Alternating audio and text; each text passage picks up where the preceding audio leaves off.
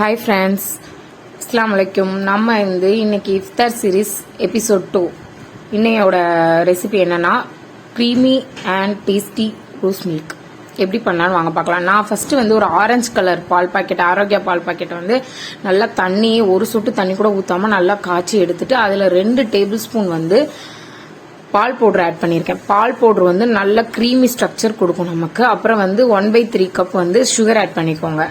நான் இன்னைக்கு milk மைட்லாம் add பண்ணல.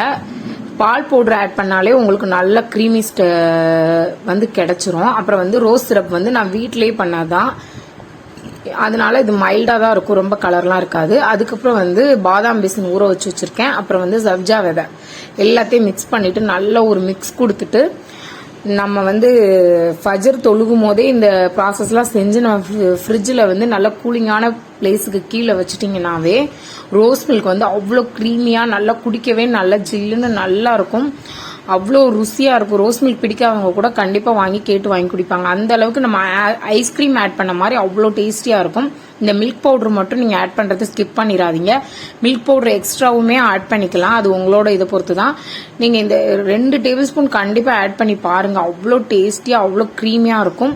கண்டிப்பாக ஒரு ரிச் லுக் கிடைக்கும். இது ஹோட்டலில் குடிக்கிற மாதிரி ஒரு ஸ்டைலில் இருக்கும் ஐஸ்கிரீம் ஆட் பண்ண